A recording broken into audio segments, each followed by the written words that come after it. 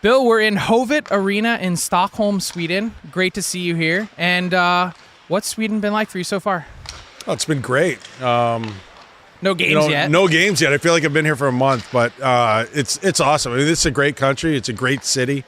So we're just enjoying our time and anxious to play a game. But this is a great event. So you got a little bit of the local flavor this time around with some guidance from Carl Hagelin, who works for you. Yeah, what's that been like? We hired Hags a couple months ago. And worth it just for this? This is why we hired him. Yeah, just so he could bring us to the right restaurants. But no, he lives right down the street from the hotel. Actually, him and his little boy are here watching practice, but he's been coordinating some of our restaurants and things like that. And yeah, he's a great guy. So this is your fourth or fifth time in Stockholm. You're having some flashbacks to your first one. Oh my God. The first time I came over here, I was 19. It was we had exhibition games before the World Championships, and I played. It used to be called the Guerin Arena, and played there. And I think I had the longest shift of my life there. You mean after the game or no? Before Yeah, the game? no. Well, both. But Team Sweden had like Mats Naslund and guys like that. They were so good and skilled. And I'm a kid. I'm 19. Were you right out of school? Where were you? I was still in school. Okay. Yeah. And how did you end up on that team? I don't know. They just called and see if I wanted to go before all the big NHLers came over. So like guys started getting knocked out of the playoffs, and then they started coming in, and then I went home. So this is kind of still, like, I know this is post 1980, right? Of course, it's late. Yeah, this is probably. But like USA Hockey's still kind of in its infancy, like. Yeah, I mean. On the world stage. Yeah. I mean, it wasn't. We were still getting better, but it was. It was always fun. You never turned down the opportunity. But yeah, this is probably 1990. And who were some of the guys on your team? Oh my God, I think John Van Beesbrook was there. Craig Willannon, Tommy Fitzgerald. Yeah, Fitzy was there. No Doug Waite yet? No Dougie Waite. I was the youngest guy by far. I forget who else was on the team, but some really good guys, and it was awesome. So some good hockey memories in Sweden before you even play a game here. Yeah. Good. Yeah, it was really, it was like nothing I had ever seen before, so it was a great experience. So we were just watching a bit of your practice, and I mentioned that your team really plays with pace in practice. I've always been curious, what does a manager look for?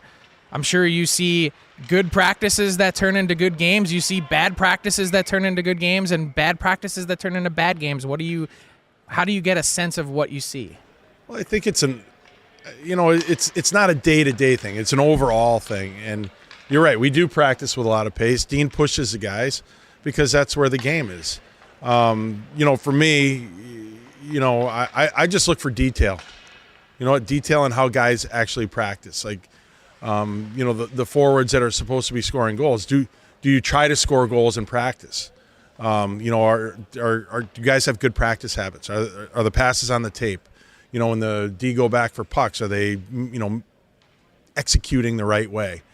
And look, everybody's not going to be perfect every day. I understand that, but I guess overall, when I'm looking at the coaches as well, it's the detail, the pace, the little things that are going to just help make us better every night. And intensity is a big part of that, I guess. Yeah, and like I said, I'm not sitting there every day dissecting every single guy or grading things out. No. I don't think that's fair, and I don't think it's realistic to for the guys to be able to do that. But overall, for the most part, yeah, they've got to be on. They've got to be intense. They've got to get something out of it every day, and have that translate into the games. I think intense is Dean Evason's middle name. Yeah. Dean is. He shows up to work. Yes, he does. Yeah, he does. He doesn't. Yeah, he's a no BS guy. Like, he just, if you screw up a drill, you're gonna, do an over and back, and that's just the way he does things. That's just how I coach my 9U team. Yeah, I'm sure. I heard. Yeah. I heard. Did you know Dean before you No. got to Mini? Nope, And I how didn't did know you him at guys all. connect? You know what? When we made a coaching change and I gave Dean the opportunity to be the interim coach, I had fully planned on doing like a regular search, a big search. And as I got to know Dean, I just really I like his personality, I like his intensity, but I also like his I guess his flexibility as well. Like he's not so rigid on the guys. He understands. He played. He just wants to help these guys too, and I just like I liked his way, like the way he did things, and he wasn't afraid to play, young players, give guys opportunity. If guys made a mistake or screwed up, he'd put them right back on the ice and stay with them to keep their confidence going. Things like that. So I think Dean's a really good coach. So the relationship between coach and manager, obviously the communication is key, but do you see the game the same way all the time, or is there sometimes differences? No, we see it differently. On a day-to-day basis, we see it differently because, and Dean and I, we had one big blow-up, one big fight after a game. Recently? No, it's a couple of years ago, and we talking about it when we kind of like went through our argument. It was a really valuable lesson for me, because what I got out of it was that, I'm watching the game from 100 feet up in the press box. I watch the game like a scout. Dean watches the game as a coach on the bench. He's seeing something totally different than I am at the time. He's managing lines and matchups and this and that. So when we met after the game, we're basically talking about two separate things. So now after games, there's really not much to discuss. We got to, let's sleep on it and talk about it tomorrow. As for like a big picture, yeah, we see the game, pretty similar in that the one thing that guys can do every single night is show up and play hard. You know what? You might not always be, have your A game or whatever it is. Mistakes happen. Mistakes happen. But you can always show up and compete hard every single night. That's one thing you can do, and that's what we expect. Both of us we're on the same wavelength like that. But you played, so wouldn't the idea of how things are happening in real time, do you lose that part of it when you begin to watch the game as a scout? Like how is there the disconnect between the two of you and the way you see it in the moment? It's not really a disconnect. We're watching something different. Like I'm watching as a scout. I'm seeing the game where I sit. It's easy. But if I've been doing it forever, it always looks easy. I know all you experts, but if I come down to like, a level closer to the ice, then you're like, oh, okay, wow. Like you can see an expression on the guy's face. You can see him trying. You can see how little time he actually has, or how much passion he's playing with. You can see that more at a lower level than you can in the press box. So there are a lot of times I feel like, assessing a guy's game from 100 feet up it's not all that fair. So now you just take a step back and then talk about the game the next day? Yeah. What do you do after the game? You Go just go home. home? Okay. Yeah. You know what? Now I'll go down now. There are a lot of times where I just get in my car and go home and not even go see the coaches. This year I've kind of got back into like just kind of popping in and seeing them, but we don't. It's more like kind of to give them to just listen to them, listen to Dean. I don't really say much, but I don't. I like just going home. But you also like being around your team a bit. Yeah. Yeah. What have you seen this year? Like, it's been a rocky start. Yeah. And there's a lot to sift through. But as you stand, and this will come out after the games this weekend, so whatever happens this weekend won't be part of that. But for an overall evaluation, Where do you stand? You know what? I do, especially earlier in the year. I like to be around the team because I like to get the feel of what's going on. I have a good relationship with our players. They can be themselves around me, and I think that's important. So I can really get a feeling on how they're doing. It's been a rocky start, and I think I feel for me like the one thing is our compete. It hasn't been at the level you need it to be. It hasn't, and I've been very honest with the coaches, and I've been very honest with the players.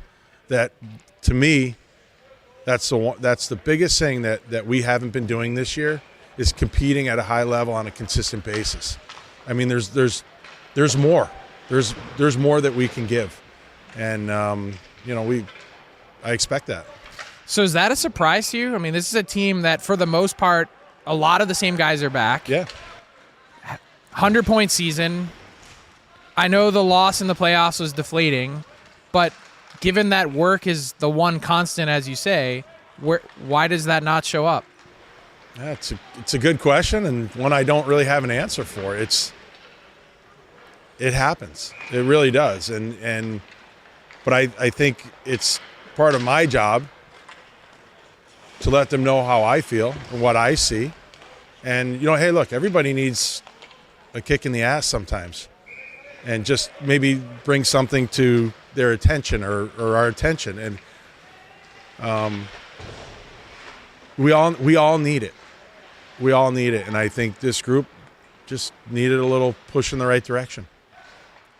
The way today's NHL works, there's such pressure on the start because the math becomes really difficult. If this was happening between games 40 and 50, would there be less concern or more? I don't. To me, well, it depends where you are in game 40 and 50 and if this is happening. I agree with you. The start to the season is critical. It's because, in the position that we're in right now, we can't let this go much further, or the hole's going to be extremely deep and tough to dig out of. And so we've got to make sure that we kind of stop the bleeding now before it gets too bad. And aside from sending that message, how else do you do that? Well, you know what? Honestly, we've got to get more focused. We've got to get our compete level back up to where it is, and start executing a little bit better during games, and to start putting them together. It's one of the cliches that we always hear to start any season. Hey, we need a long road trip. Everyone's got to get together and hang out. Yeah, this is a long road trip. You came a long way. Yep. But is that an overblown thing on a team, or is that a real thing? No, I think it's a real thing. Yeah, it's not. Hey, look, it's not just a road trip. Sometimes you need to change the scenery. You need something different.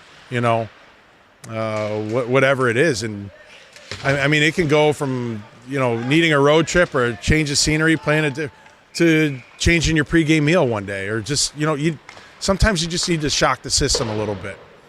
And I think this could be. I think this could be a really big point in our season. So what have you guys done since you got here to help that team? I know you had a team dinner one night. What else? Any other activities? You've been here a while. Yeah, no, we didn't do any like team building or anything. No, nothing organized. I know the guys have gotten together and spent a lot of time together. I don't know what they've done, but I'm sure they're having fun. You mentioned one thing a few minutes ago, the idea that guys can be themselves around you. Why do you think that is? Like, not everyone that runs an NHL team, because I've seen a lot of kind of different people interact, not every team's like that. It's the boss. He walks in the room. Everyone kind of stands up straight and they're serious. And why are you different? I don't. That's just not my way. I don't believe in that. Why do I want them scared and tense around me? Like, I want them relaxed. I want them to be able to be themselves, because that's when they're going to play better. I have their back. I care about those guys. I'll do anything for them. But I also have a job to do, and I'll make hard decisions. And if you're not helping us win, I'll make the decisions.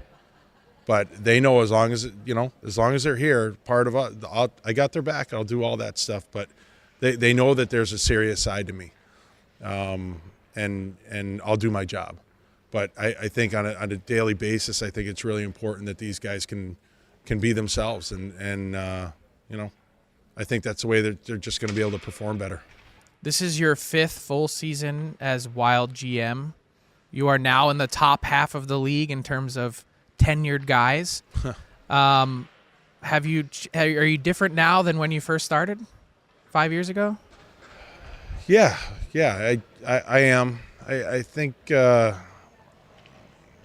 way I am, in a way I'm not. You learn a lot. You learn a lot as you go along. I'm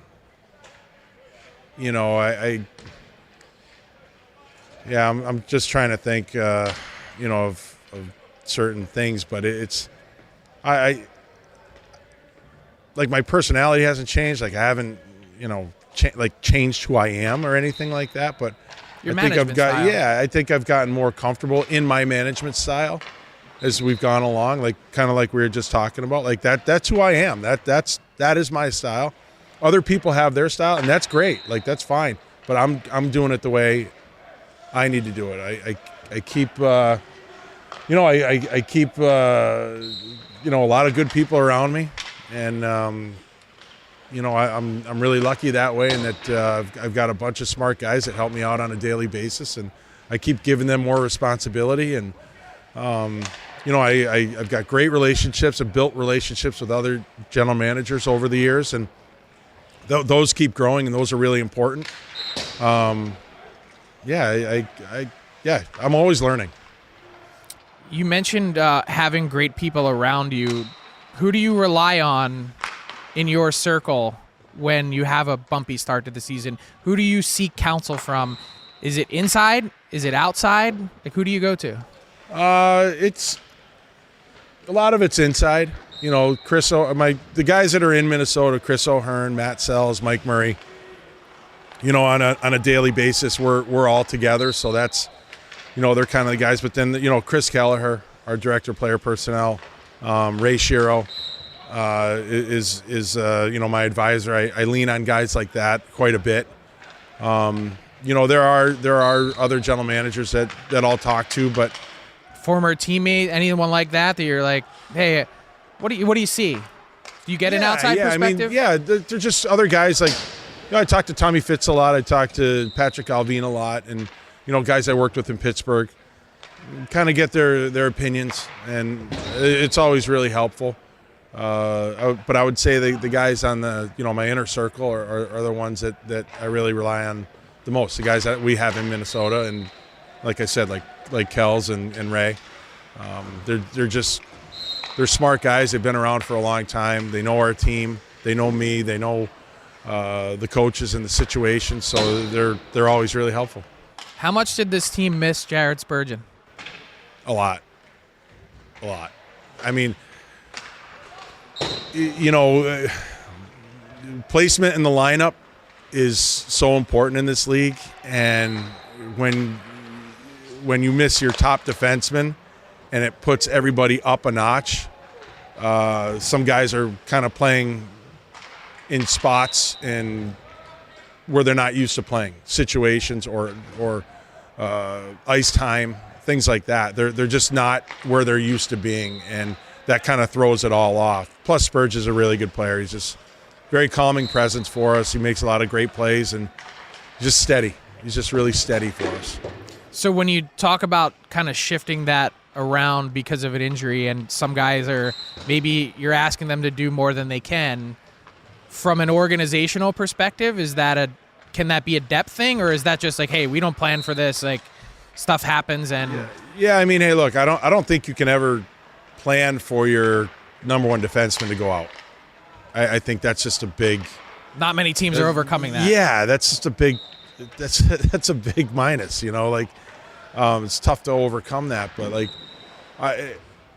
with our situation, it's tough to create the type of depth that we really want to. But we've asked a lot of the players while Spurge was out, and just as long as we kind of kept our head above water, it was good. I think a lot of guys performed well, and we had to do what we had to do. You mentioned that if you don't see what you need to, that you're willing to make tough decisions. You already made a trade, some would say a small trade, swapping out Kalen Addison, and you end up bringing in Zach Bogosian. Definitely a different style of defenseman. When you look at what's ahead of you, and you said, we can't let this bleeding continue, if this does continue, how active will you be? Is this something you can swap your way out of? Can you make trades, or is this you got to play your way out of? Hey, listen, I can make all the trades I want, but this is not a trade issue. I can't trade our way out of problems. Like, you can't trade all the players. Like, and we don't want to. We like our guys. You can't trade your way out of stuff like this. You have to work your way out. You have to play your way out, and we'll give them that opportunity. And hey, look, if we can make the team better, or if we need to fill a void or change a player style or whatever, we'll do it. But as for the bigger picture, the way we're playing, we can't trade our way out. How tough is that as a manager to balance the right here and right now with the bigger picture? And the reason I ask that is because when you think overall of where your team is, and you've had this plan now for a few years, you've got the dead cap money that you do from the buyouts, and there's only so much you can do right now. The idea being that 2 years from now, when that dead money is off the books, your team can really take a big step forward that way. But in the meantime, is missing the playoffs acceptable? Like, what's the thought process? No, that's not acceptable. Not at all. Our expectation is to win the Stanley Cup. Like, that's what we're trying to do. Like, I don't care about these cap hits, and the players don't care about that stuff. That's our expectation, is to win. Like, that's why we play. Like, we're not in a rebuild. We're not, doing all that stuff. We expect to win every night. But cap-wise, you're trying to do it with one hand behind your back. Yeah, we are. Like, the cap hits are real, but we don't care. Like, they are what they are. We're a good team. We had 103 points last year, or we had 109 the year before, or 113 the year before. Like, okay, so why can't this team do it? You know what? And then if we can get there and improve on the playoffs, and then that's our goal, is to keep getting better. Nobody in our organization cares about that stuff. Like, I do actually, but I was going to say, it's not an excuse, but it's a reality. No, it's a reality, but hey, look, we've operated well in that. Look at last year at the deadline, we put ourselves in a position where we could make multiple trades and bring in 3 or 4 guys. I forget how many we did, but like a bunch, and you didn't even really spend any money doing it. Yeah. So there's ways. You had space. So there's ways to do it. Like, that's why it's good to have smart people around. But some people might look at that though and say, with the spot you were in last year and the year prior with the cap hits, that you might have overachieved. Do you buy into that? No, I don't overachieve. I thought we had a good year. Like, guys played well. Mm-hmm. And that's the idea. Like, I don't know. We back-to-back 100-point seasons. If you keep doing that, it's not a mistake. That's not an accident. You can't fake your way to 100 points twice. You just can't do it. So, and that's why I tell these guys they screwed up, because they showed that they can do it, and now that's the expectation. So, that's what we expect. So I know you personally, and I'm sure your players, you wore last year's playoff loss pretty hard. Yeah. What did you learn? Like, when you step back and you give yourself 6 months to think about what played out? We have to be better in a lot of we have to be able to execute better in critical situations. We have to we have to be able to kind of roll with the punches a little bit more and not let things get under our skin. And we have to realize when we have a team down on the ropes. Yes, on the ropes, and we can put our foot on their throat. And that's what we've missed. And is that a mindset, or is that do you have it? I think it's, yeah. Well, you either have it or you don't. That's what we're finding out. Like, do we have the guys that can do that? But I also think it's something you can learn. You know, you look at teams all in the past. They've suffered some sort of tough defeat on their way to being a championship team. You know, my favorite example is Tampa. Columbus, 2019. Yeah, like they missed the playoffs and they come back and, then they get swept by Columbus. But then, they've had so many ups and downs on their way to being this fantastic team and winning multiple championships. There was some pain along the way. Did you have any teams that you played on our cup team in Jersey in '95? We got beat by the Rangers the year before in the conference finals, and that was a crushing defeat from us, or for the Devils. But we came back the next year, and we took it a step further, and we won. And that's, like in Pittsburgh. I wasn't there in '08, but that young team went to the finals and lost to Detroit. Come back in '09, and we've learned from that, and we won. Like, everybody goes through it, so I think we're going through it. And that instinct, though, like, are there certain guys that just have it? Like, yes, Pittsburgh brought you in because you probably have it. There are certain guys that have it and certain guys that don't. And when you played and you watched so closely, do you know around the league, you're like, that guy's a killer? Yep. And so I think so. Yeah. Do you have like a list, or are you like, hey, I got a list of killers here. Like, here, who can I bring in? You just know. Usually, you can't get those guys. But like I said, it can be learned as well. You talk to Pat Maroon, like, he gets it. Like, he knows. He doesn't. Talking to him is just different because he's been through it all. He doesn't sweat some of this small stuff. He knows how to play in critical situations. He knows how to win. And is he sharing that? Like, how does that rub off on everyone he shares else? it. Yeah, he's not quiet. He's not afraid to say anything, but I like that. Because guys need to hear it. Mm-hmm. And you had a guy like that previously that you felt in Ryan Reeves kind of helped turn around your season before. Mm-hmm. Yeah. And that matters. It totally matters, yeah. It totally matters.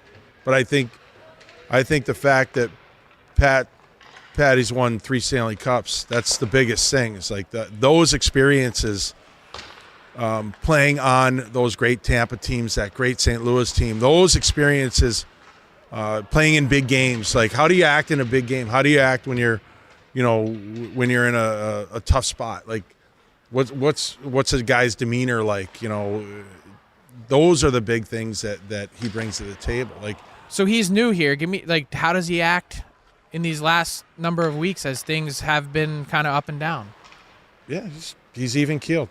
Like, there's no panic. It's just basic. We got to get back to work. We got to start doing the little things well and competing harder. But he's like, we can do it. The confidence too, I think, is a big thing. Like, when I remember just being a young player, seeing the veteran guys walk around, like in between periods of a big game or whatever, before a game, and they're just, they're not yelling and screaming, they're not, hooting and hollering and stuff like that. They're even keeled. They're ready. You go down a goal, you go up a goal. They're the same. Like Scotty Stevens, he was the same. Every once in a while he'd snap, but. Like, he was the same through the whole game, just focused and thinking about what he has to do. Like, that's what you need. I know I mentioned this is your 5th season. There's a lot that happened in Minnesota before you got there. But is there any part of you, or just sort of the franchise in general, that does the lack of playoff success overall, you've gotten there a bunch, but not really having a deep run, nothing to really, sort of sink your teeth in. Do you wear that? Does it wear on you? Well, I mean, like you said, I'm in my 5th year now, so I haven't been a part of all that. So I can kind of put that noise off to the side. But people do feel that in your market, right? Yeah, they do. Yeah. And does that Because I you think hear there's it? been frustration with all the teams. Right. Yeah, I hear it, and I don't sign up for that. Like, oh, woe is me. We haven't made it out of the first round. I don't care. Like that's just noise to me. To me, it's not about making it out of the first round. It's about building something where we can start competing for Stanley Cups. A lot of teams make it out of the first round. They, like I said, they don't give a ring for making it out of the first round. Or winning 2 more either. Yeah, it'd be nice. It's great. That's awesome. But that's not the end goal. So how do you so if we make it out of the first round and get swept in the second round, I mean, that was our Edmonton teams back in the 90s. Like, you had some great upsets. We had some great upsets, and then we got pounded the second round. It's hard. Like that loss stinks too. Like, that's not a fun one. So I don't buy into that part as much. That's more of a. It's a narrative.